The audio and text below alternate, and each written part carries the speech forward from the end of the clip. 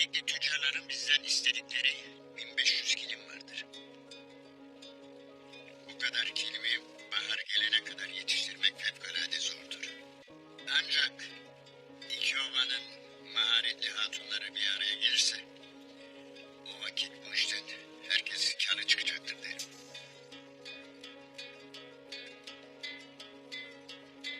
Sen ne dersin beyim? Kayılara dostluğumuzun nişanesi olarak iş teklif ederim evlat.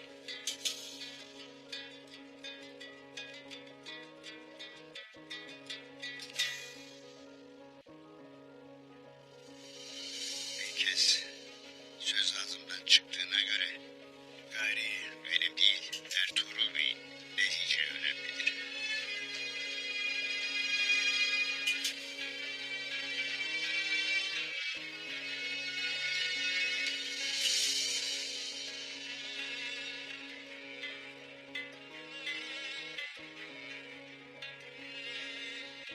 Her şeyden önce teklifiniz bizi ziyadesiyle onurlandırmıştır Çandar Bey. Biz rızkı her daim haktan biliriz. Buna vesile olanlara da ancak minnet ederiz.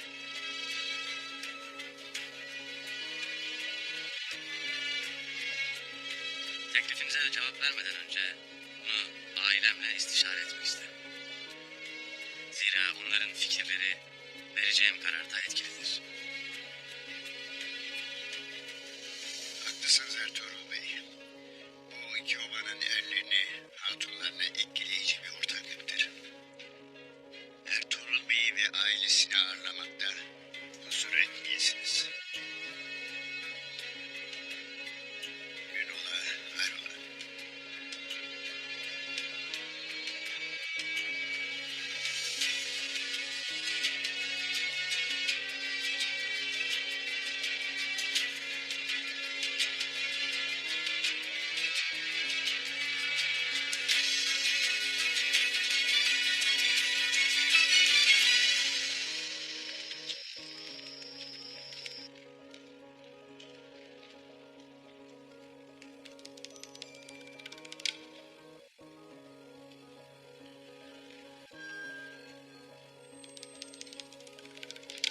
Müsaade var mı Üstad Simon?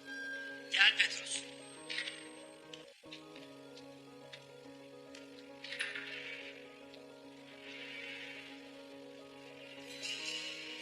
Tören için her şey hazır. Geliyorum Petrus. Çandar Bey'in Ertuğrul ve ailesini bu gece misafir edeceğini öğrendik. Yaşlı kurt Çandar.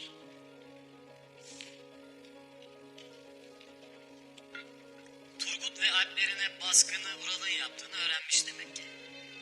Savaşı başlamadan bitirmenin peşinde. Yakında kokusunu alırız.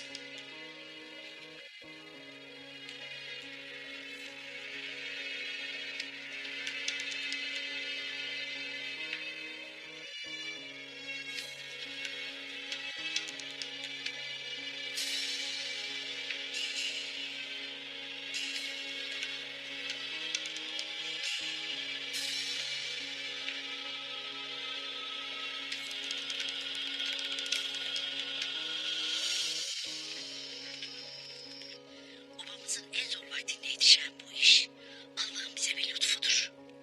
Lakin merak ettiğim bir konu vardır. Bu işin neden bizim obamıza teklif edildiğidir. Hiçbir ceylan avcıya koşmaz ana.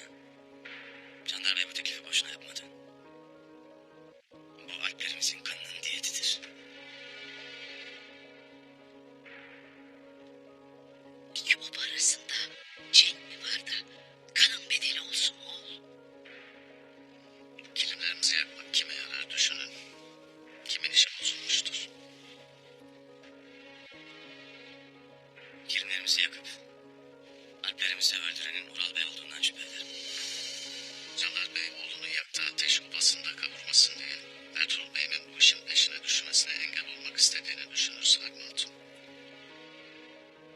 Eğer alplerimi şehit eden Ural Bey ise bunun bedelini ödemeli.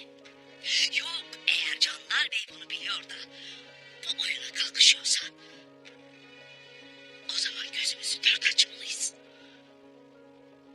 Ana, elimizde delilimiz yoktur. çıkarır. İspat edene kadar sessiz kalacağız. Bilesiniz ki bu diyarlar tehlikelidir. Ertuğrul Bey'im, eğer bu işi kabul edeceksen işin başında bari anamla ben olalım. Kilimhaneyi Çolpan'la Ural'a bırakamayız. Kilimhanenin başında sen olacaksın Halime Sultan. Onlardan tek şartımız bu olacak.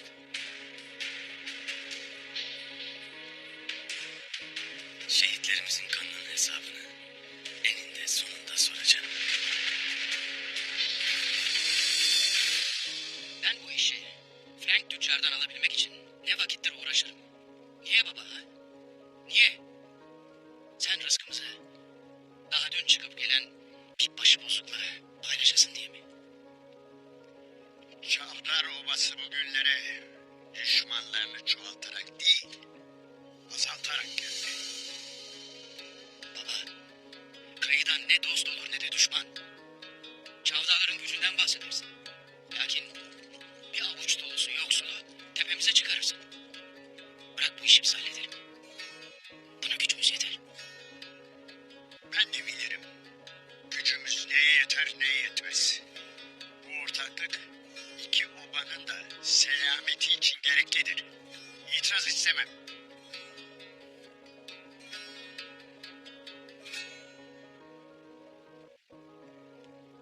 Aliyar, bu işin başına da sen geleceksin. Buyruk senindir beyim. Ural da sana yardımcı olacak. Kilimhanenin, babanın hatunlarının başında kim olacak beyim? Bunu yarın konuşacağız. Hele bir kayılar teklifimizi kabul etsin. Diyeceklerim bu kadardır.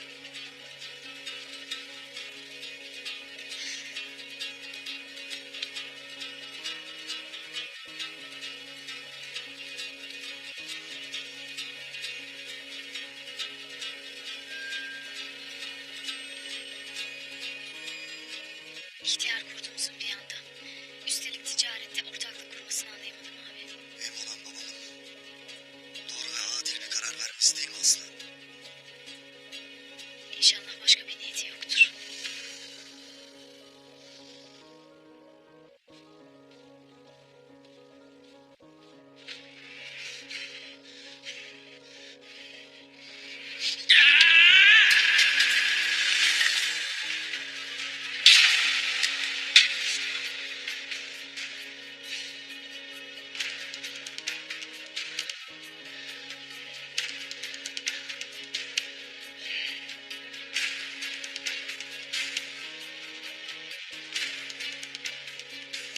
Sakin olasın.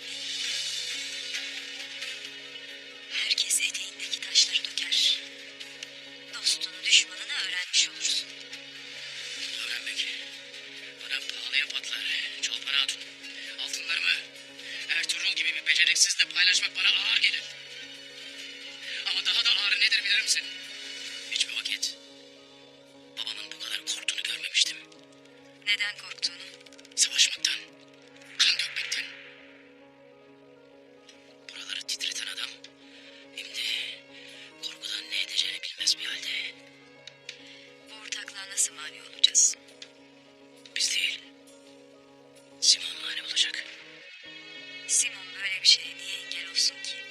Simon, Ertuğrul gibi başı bozuk asileri her vakit bir tehdit olarak görür. Ertuğrul'un bu işin içinde olduğunu öğrendiğinde değil bir yer, tek bir gölgelik bile vermeyecektir. Beni tercih edecek.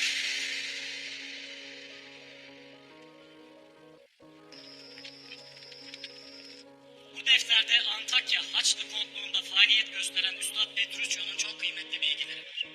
Üstad Petrucci ölmeden evvel bize Ertuğrul hakkında çok kıymetli bilgiler vermiş. Yiğitliğiyle, cesaretiyle, peygamberinin dinine olan bağlılığıyla en az bir tapınak şövalyesi kadar asil ve bize yaraşır bir rakip olduğunu göstermiş. Ancak bu yeterli değil. Bu defteri bizim tamamlamamız gerekir. Şu anda bilmediğimiz Ertuğrul'un Sultan Alaaddin'in emrine girip girmediği, girdiyse bu topraklardaki casusu olup olmadığıdır. Bunu yarın öğreneceğiz.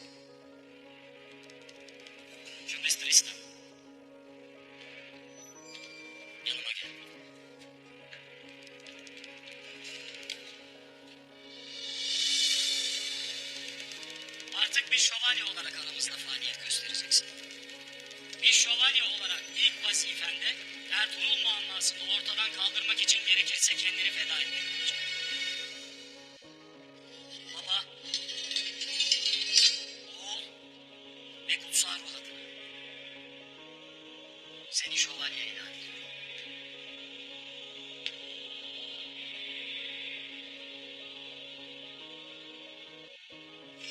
Size daima sadık olacağım Üstad Sim. Pazara gelen casusu senin yakaladığını, teşhir ettiğini biliyor. Midilli'ye giderken mutlaka peşine düşecek. Benim kim olduğumu öğrenmek için seni yakalayıp konuşturmak isteyecek. Bundan adım gibi eminim. Kuracağımız tuzakla Ertuğrul'un Sultan Alaaddin'in casusu olup olmadığından emin olacağız. Bu ilk vazifende Şövalye Filip seninle birlikte olacak. Tanrı sizi korusun.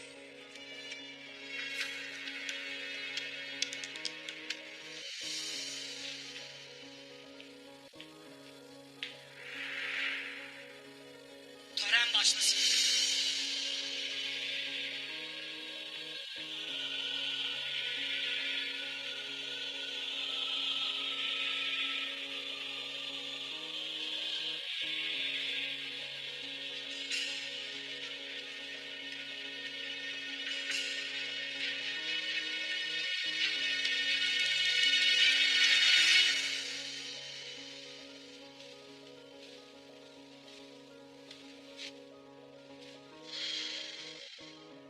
Bu işi yapmak için iki oba da müsaittir beyim.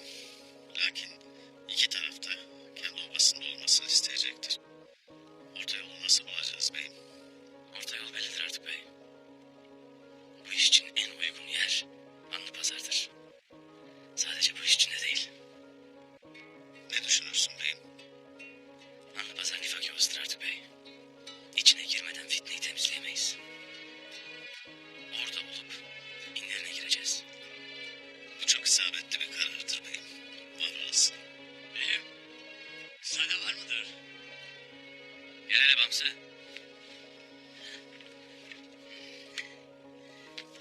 Sana haberlerim vardır beyim. Otur hele anlat.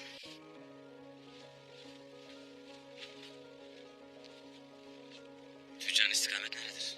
Beyim, yarın Ayazmet iskelesine yeni gelen esirlerden köle seçmek için tüccar Midilli'ye gidecek.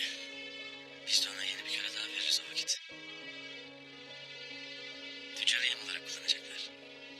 İsterler ki Alaaddin'in casusu kapana düşsün. Beyim, biz de o kapanı başlarına geçiririz, sen merak etmeyesin. Hayır Bamsı, istediklerini vereceğiz. Beyim, seni ele geçirmelerine izin mi vereceğiz? Beni değil Bamsı, benim yerime geçen casusu. Bu da vahtiz Yahya'nın aklını bulandıracaktır. Ertuğrul beyimin casusu olduğundan şüphe eder. Anladım. Sen de ya beni yakalayacaklar, ben de tepelerine bineceğim. Seni değil Bamsı. Kim olacak ki beyim? Sen Anlıpazar'a git. O seni bulacak.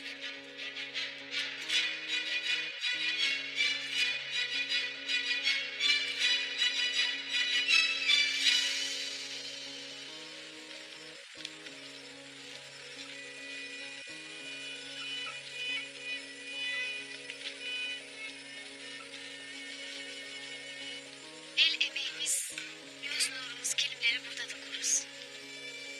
Kadınlarımız, kızlarımız çalışkandır. Her biri bu işte bir ustadır.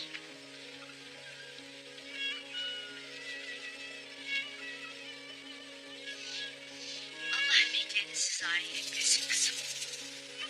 Duydum ki burayı sen çekip çevirirmişsin. Elinden her iş gelirmiş. Abinin ticaretini Ertuğrul Bey'e deyinceye kadar Aslan bakardı buralara. Bunun ne yeri ne de zamandır Çoban Hatun. Misafirlerimizin yanında sözlerine dikkat edesin. Mesele nedir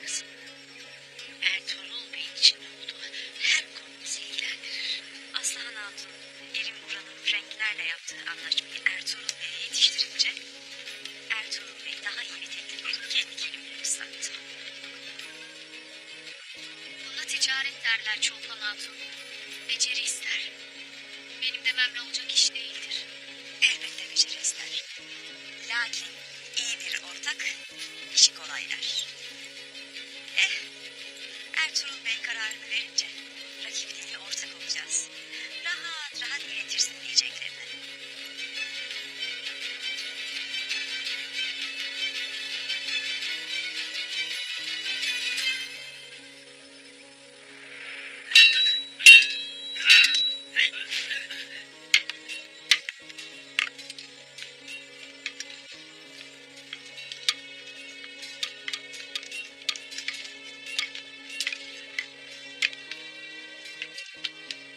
Pusatını sıkı tutup kolunun gücüyle değil, yüreğinle vuracaksın.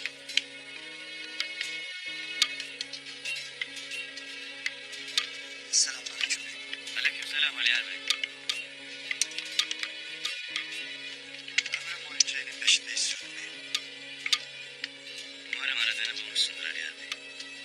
İki şey vardır ki sonunda olmaz beyim. Biri ilim, biri akıldır Hazreti Ali radıyallahu anh. Arayışım devam etmekte. Lakin bu diyarlarda yalnızca kan vardır beyim. Kan.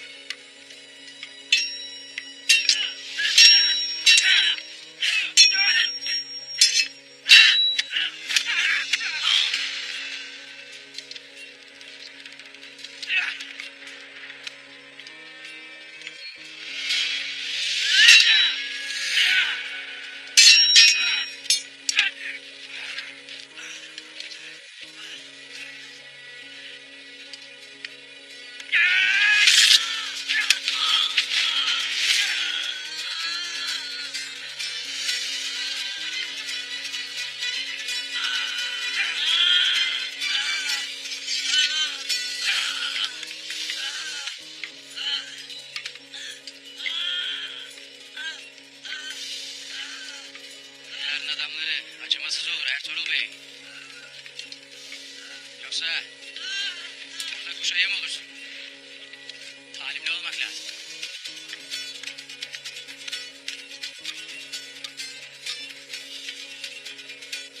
Lakin talimde de merhametli olmak lazım Turgul Bey. Cenk'te merhamet olmaz Ertuğrul Bey. Hiç beklemediğin anda düşmanın kılıcını sırtına yersin. O vakit dost edinmeye çalış Ural Bey. Dost yeri gelir. İnsanın kardeşi bile ardından gelmez. Bunu en iyi sen bilirsin Ertuğrul Bey. Ertuğrul Bey'im.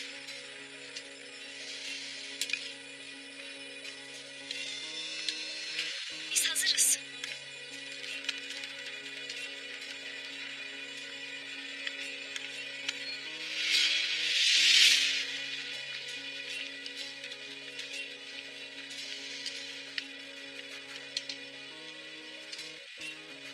Müsaadenle beyim.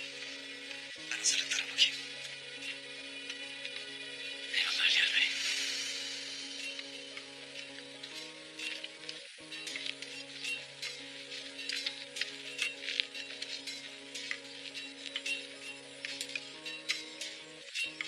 Duydum ki Aslan Hatun senin için başını belaya sokmuş.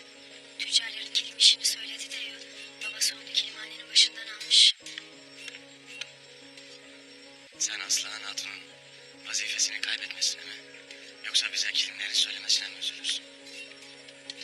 Yok beyim. Sağ olsun. Sayesinde kilimlerimizi sattık. Lakin keşke ben de bilseydim. Gidip bizzat ben de sağ ol derdim. O vakit merak etmeyiz. Birbirinizle muhabbet edecek çok vaktiniz olacak.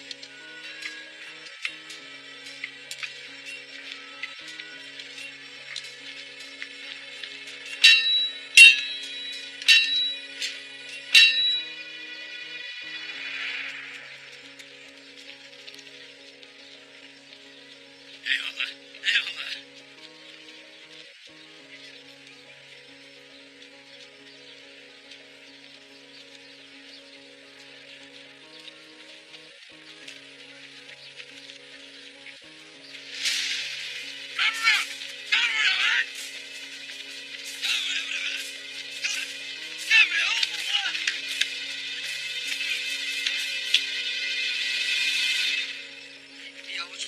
kardeş. El kadar veledi boğulamaya utanmaz adam. Ben aslının peşinde değilimdir. Hırsız veledin peşindeyimdir. Ulan seni tanımasam inanacağım yalanına ha. O pis boğazın bir gün başına bela açacak demedim mi ben sana? Allah'ın ayısı.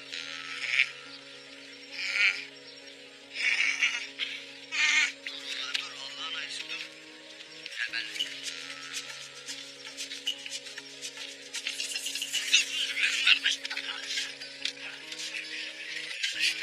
Kardeşim benim. Ettiler kardeş sana. Ettiler. Dilenci olmuşsun. Pek de yakışmış kardeşim ha. Pek de yakışmış. Nasıl 2-3 akçe kazanabildin mi? Yok be kardeş. Kimsede vicdan kalmamış.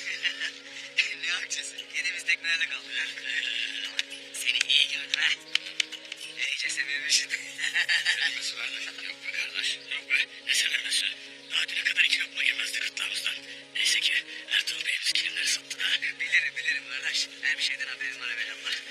Sen de beni esasen dilenci sandın ha. Hep Ertuğrul Bey'imle haberleşirim. Ay kardeşim. Ay kardeşim maşallah.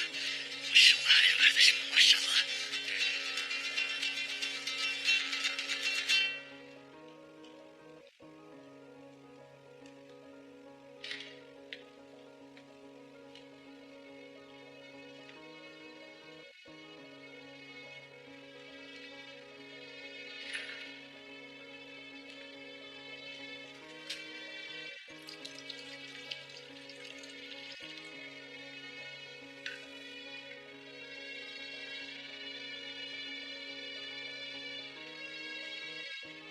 Ne vakit acılar üzerime binecek olsa ben de penceremden ufka doğru bakarım.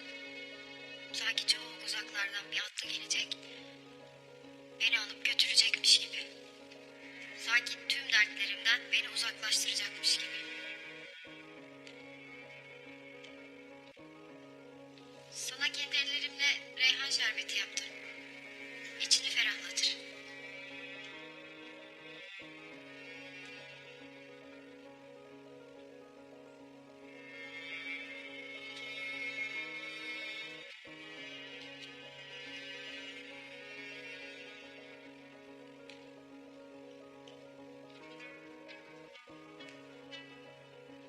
Eyvallah.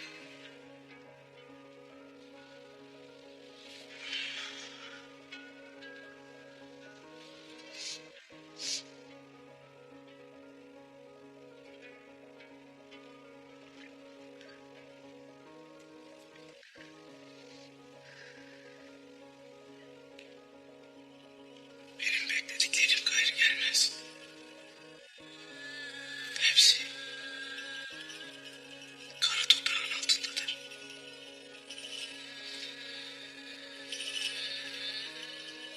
Benim ufka bakışım ancak bana acı sonunu gösterir. İkimiz de aynı yere bakar, ayrı şeyler görürüz. Eğer istersen sana kendi hayallerimi gösterebilirim.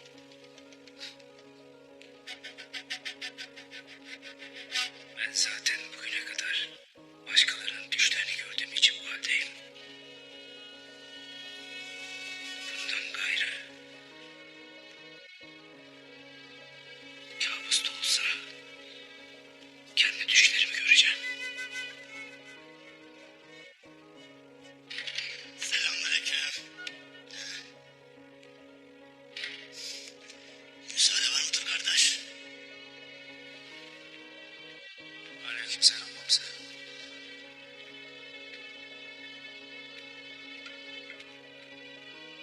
Eğer romandan bahsetmeye geldiysen bilesin ki fikrim değişmemiştir. Sana ne oldu kardeş? Keferenin kılıcı etinle birlikte ruhundan delmiştir. Benim ruhumu delen keferenin kılıcı değil. Ertuğrul Bey'in ettikleridir. Onun aldığı kararlar yüzünden sevdiklerimizi kaybettik. Ay kızımın acısı hala yüreğimdedir. Bu da yetmedi. Yurdumuzu, sevdiklerimizi ardımıza bıraktık.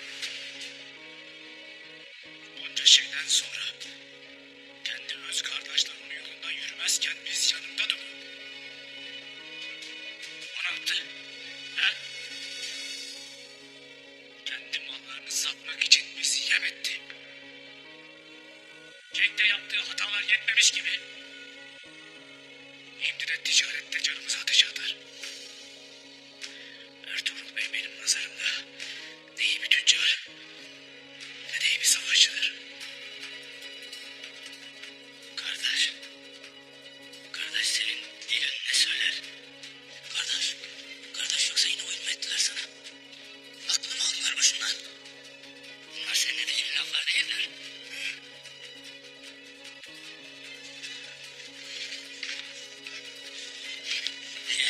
Eğer kardeşimi zehirlediyseniz bu anı başınıza yıkarım. Yeter! Yeter.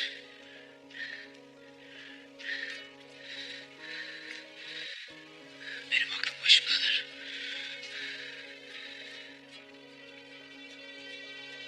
Hem de hiç olmadığı kadar.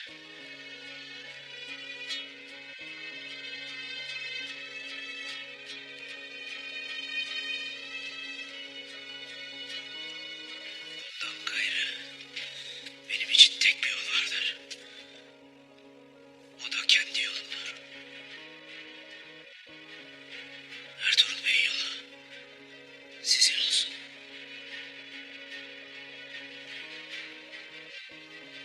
Biz Ertuğrul Bey'imizin yolundan ayrılmayacağız.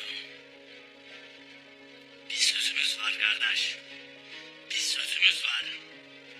Sen kardeş o sözü bozdun. Töreyi çiğnedin kardeş. Ahanda bu utanç sana yeter. Hadi bana eyvallah.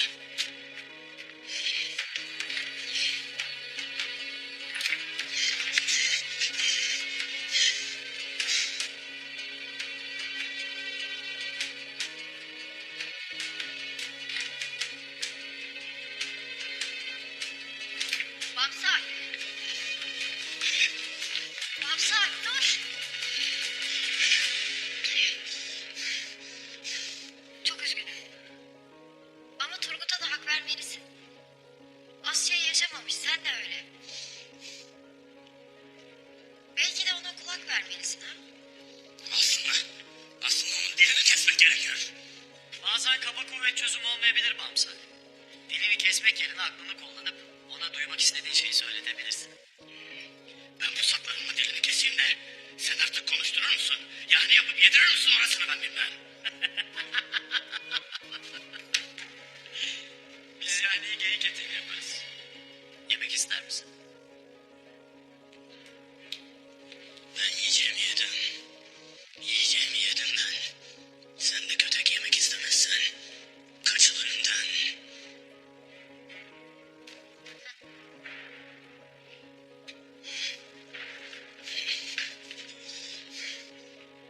Komik hemen. Görürüm ki Turgut sadakatini kaybetmiş. Bir Türk için sadakat ekmek ve aştan daha kıymetlidir. Sadakatini kaybetmiş bir alp, ruhsuz beden gibidir sevgili kardeşim. Ama Turgut daha önce bunu yapmış. Sadakatini kaybetmiş. Sonra obasına geri dönmüş. Bunu üstadın defterinde okuduk. Turgut oyun mu eder dersin abi? O bir Türk. Türkler kolay kolay sırt çevirmez. Bunu öğrenmek için ona daha çok yaklaşmalısın. Ne gerekiyorsa yap. Ama sakın aşık olma. O benim için avlar öte değil abi. Umalım da Turgut Alp gemileri yakmış olsun. Gemileri yaktıysa ona yeni gemiler yapıp yeni istikametler çizeriz. Oyun oynuyorsa o zaman gemileri biz yakarız.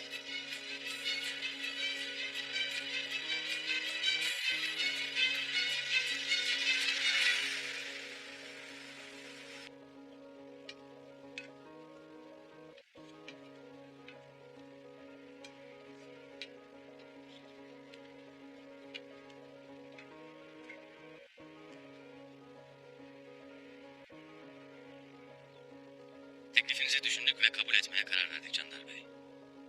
İki oba için de hayırlı olsun. Lakin bazı şartlarımız vardır.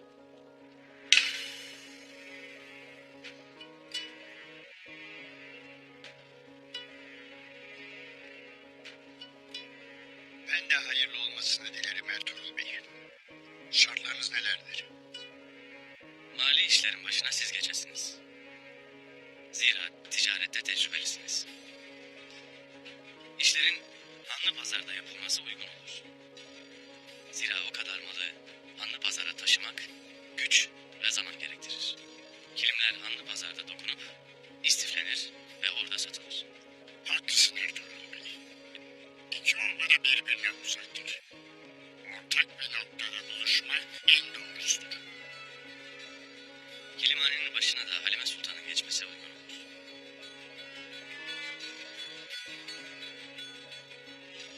Hatunlara yol gösterir.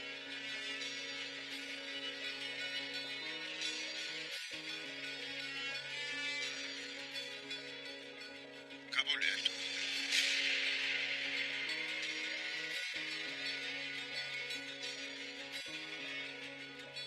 Kızım Aslan, gelinim Çolpan Hatun, Halime Sultan'a yardımlarını esirgemeyeceklerdir.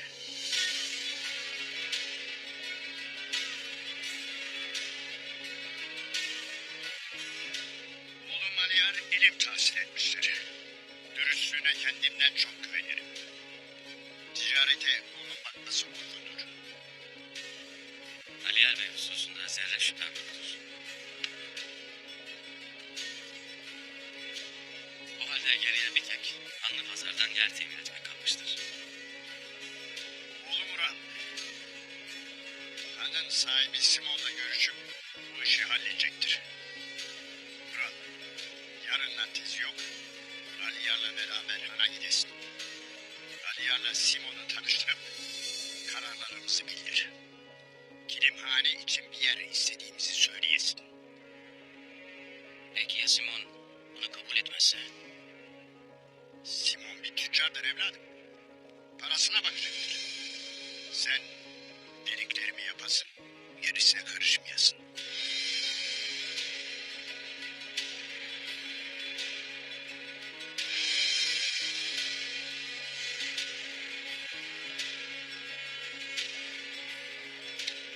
Hayırlı olsun. Hayırlı olsun.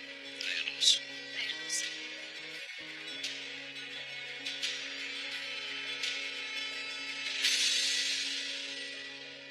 Bismillahirrahmanirrahim. Allah dokuduğumuz ilmek edince hayırlı, bereketli ve helalinden kazanç eylesin. Amin. Amin. Allah bu iki obayı utandırmasın. Amin. El Fatiha.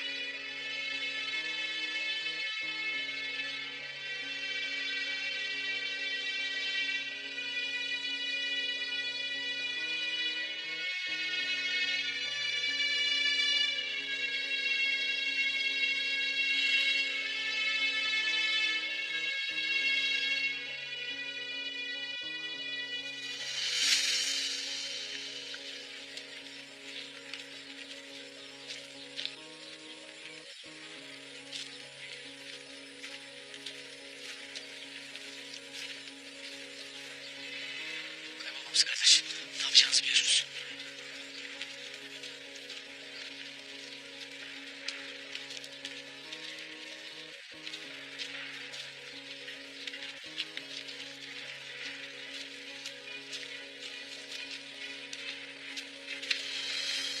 Ağzıma bir sadaka beyim.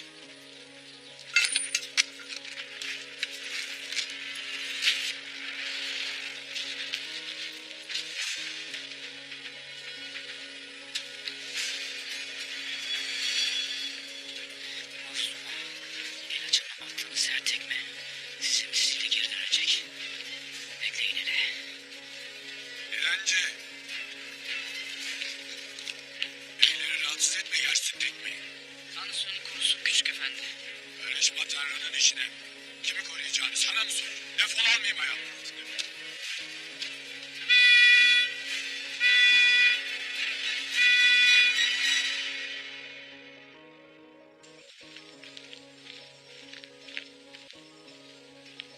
mıdır artık beyim? Buyur Ali Er Bey'im. Müsaade Allah'tandır.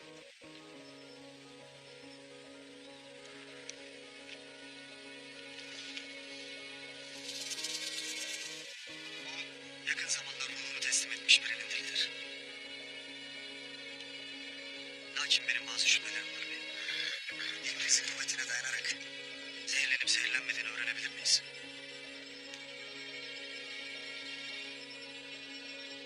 Öğreniriz Ali Er Bey. Öğreniriz. Lakin kimdir bu bahtsız kişi? Allah'ın zavallı bir kulundur beyim. Anlı pazarda işlerim vardır. Sonra obanızı ziyarete geleceğim. Eğer bu dili konuşturursanız geldiğimde öğrendiklerinizi bana da dersiniz. Eyvallah.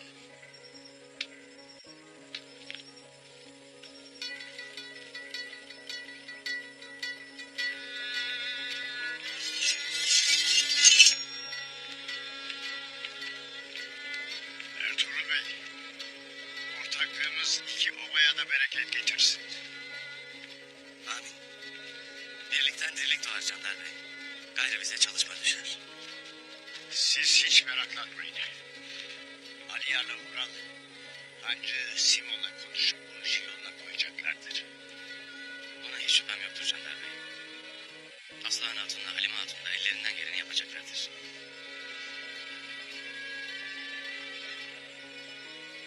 Lakin Franklerin işini bana söylediği için gayrı ona kızmayız.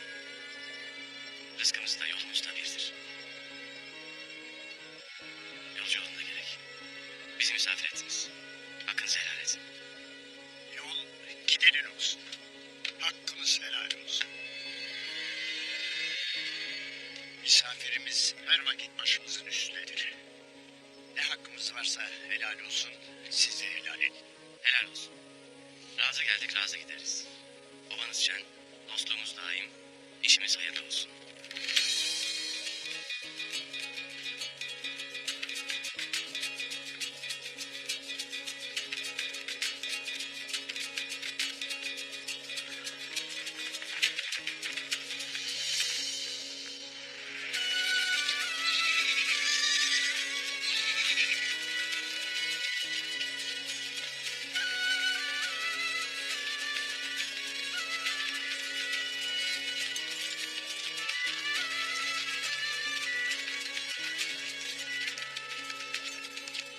Ertuğrul Bey yiğit ve dürüst biridir bana. Bu ortaklık iki oba için de hayırlı olur inşallah. Ural'ın dizginlerini elinde tuttuğu sürece hayırlı kalır. Ona göz kulak olasın. Hadi siz de fazla oyalanmayıp yola devam.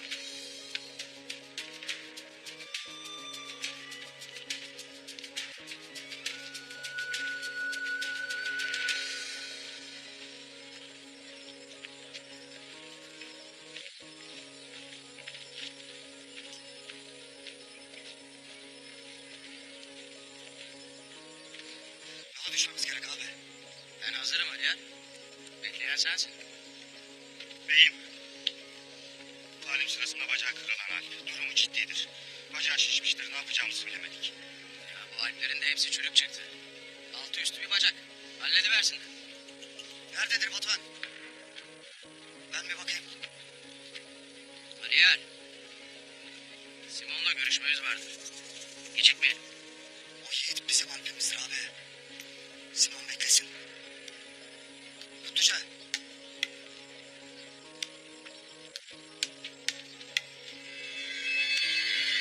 Batuhan.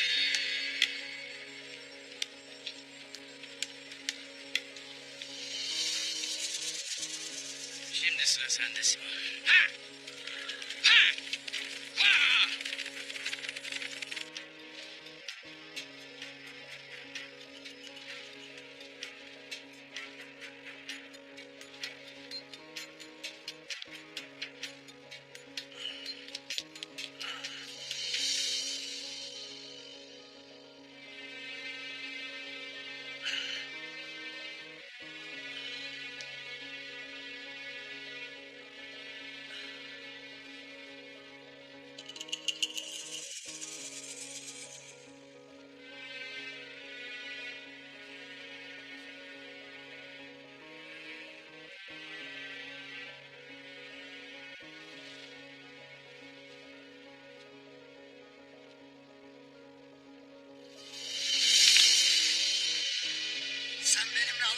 misin Batuhan? Bu adamın bir şey yok. Benim inliyordu bey. Ölecek sandım. Batuhan. Atımı hazırla.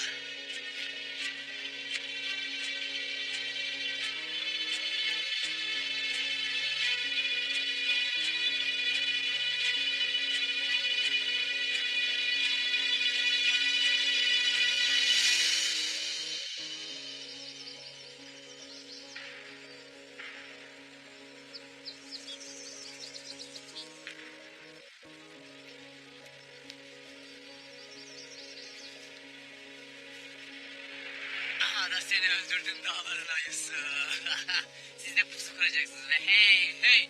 Arkanıza da gözleriniz olacak kardeşler. Öğrenin bunları öğrenin. Aklım başımda olaydı kardeş. Sen daha kılıcını çekmeden bile çökerdim boğazına. Gerçi bu boyla seni görmek zor olurdu yani. Hayırdır kardeş? Aklın hala bastırmadan mı kaldı koca boğaz? Ya ne bastırması kardeş ne bastırması? Boğaz düşünce kan mı kalmıştır bende? Kardeş, Turgut gene sayıklar durur. Öyle nesi var kardeşim? Turgut başka konuşur kardeş. Ertuğrul Bey'im hakkında ağır laflar eder. Sanki yiğit cengaver Turgut gitmiştir. Yerine içi öfkeyle dolu bir adam gelmiştir. Sen ne dersin? Turgut hakkında söyle konuşur. Konuşur kardeş konuşur. Hem de gözlerimin içine baka konuşur. Eğer onun yerinde başka biri olacaktı. Ahanda bu iki kılıcımı çoktan sürmüştürlerdi. Kardeş, bilirim. Turgut kardeş daha dikiş tutmaz. Olmaz öyle iş kardeş. Turgut Alp acısından öyle konuşur. Dediklerini nasıl derim ben Ertuğrul Bey'ime? Gayrı dilim varmaz benim.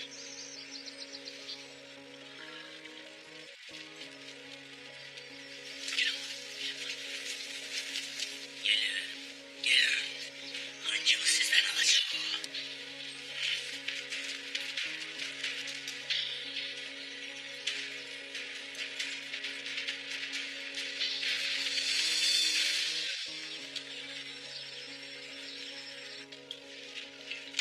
Yemeklerin yine harika kokuyor Maria. Ama bir erkeğin gönlüne yalnızca yemekle giremez. Ne kokusu ne erkeği Amanda. Turgut'u diyorum. Görüyorum ki aramızdan su sızmaz. Ben de düşündüm ki Ne düşündüysen yanlış düşünmüşsün Amanda. Turgut misafirimizdir. Turgut? Sen niye ayaktasın? İyiyim ben. İyi misin? Acıktım. Her yerin enek gibi delik deşik sen hala iyiyim dersin. Hadi git yatağına yat ben getiririm sana yemeğini. İyiyim derim kadar anlamaz mısın?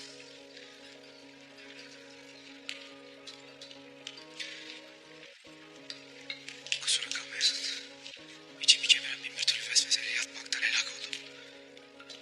Odadan çıkmasam delireceğim. ömrü at üstünde geçmiş bir alp için halin iyi değildir anlarım. Siz en iyisi yemeği birlikte yiyin. Hiç itiraz etmeye kalkma. İyileşene kadar Maria'dan kurtuluşun yok. Hala yaşıyorsan ona borçlusun.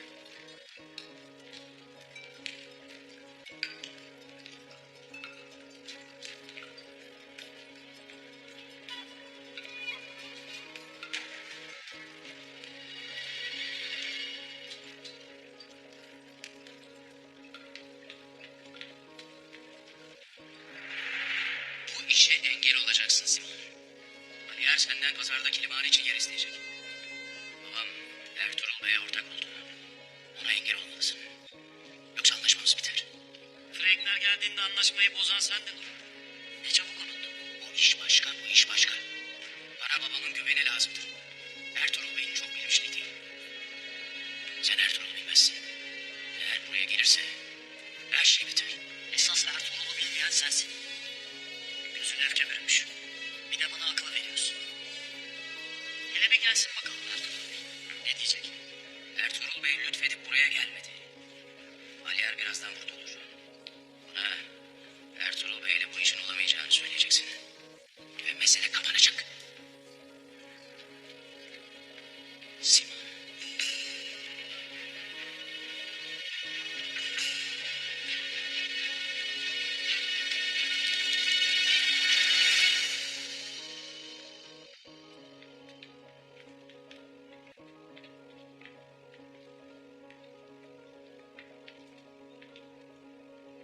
Sen Turgut Alp olmalısın.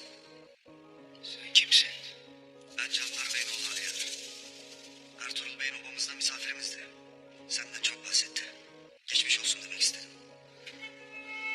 Bana ölen alplerime bunu yapanları bulmak yerine misafirliğe mi gider Ertuğrul Bey?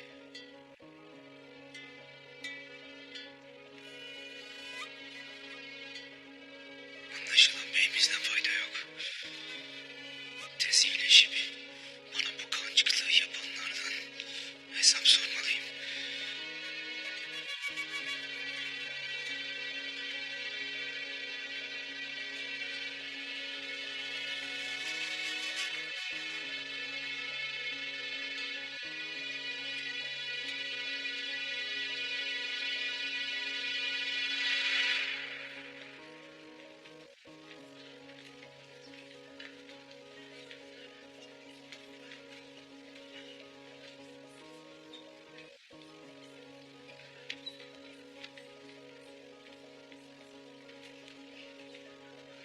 Ne vakittir? Size diyecek vardır acizim. Buyur Turgut abi. Kardeşiniz Maria ile bana yaptığınız iyiliği ömrümce unutmayacağım. Sana ve alplerine bunu yapan eşkıyaları bulup hesabını soracağım. Bundan emin olabilirsin Turgut abi. Olursa benim de haberim olsun. Haberin olacak Turgut abi. Geçmiş olsun Turgut Alp. Seni iyi gördüm. Eyvallah. Turgut yemeğe kendi gelmek istedi abi. İyileşiyorsun demek. Maria Hatun sayesinde. Yakında o bana dönersin.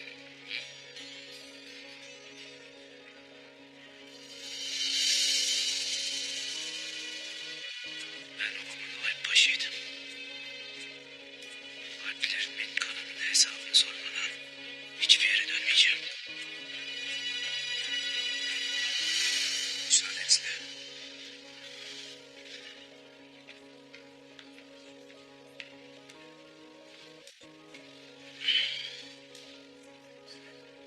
Turgut tehlikeli adam. Onlara bunu yapanlardan hesap soracak. Kararlı. O eşkıyanın yerinde olmak istemezdim.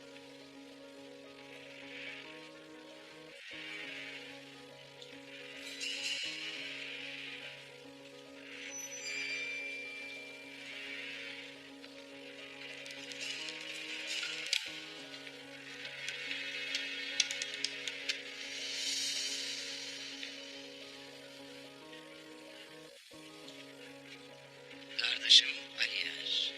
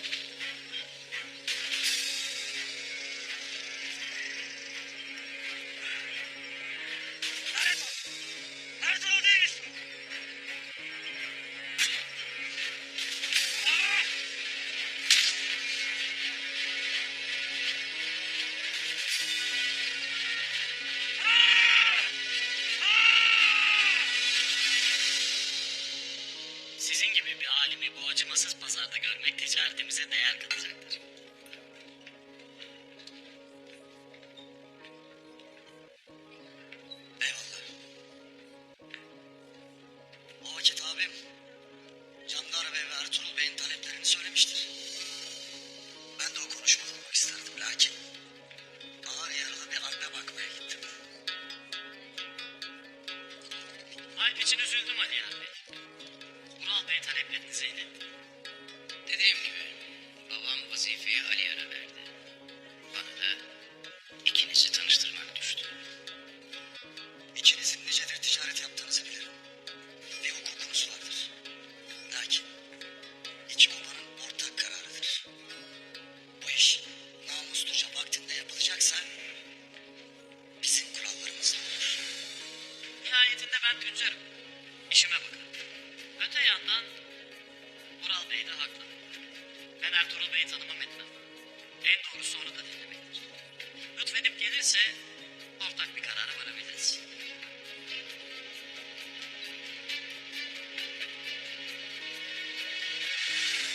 Ertuğrul'u beklerken hiç tanımadığımız bir Türk çıktı karşımıza.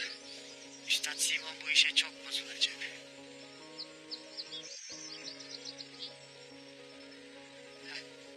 İşte Sultan'ın casusu da kendine gelmeye başladı.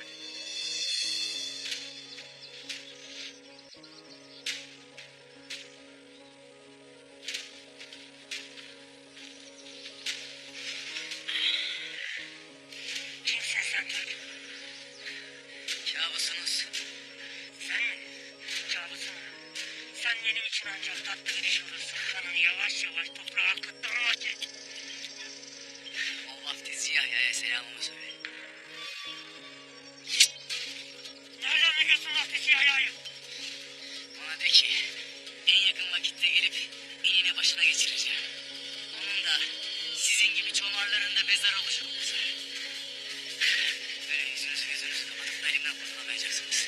Çünkü ben sizin ciğerinizi biliyorum.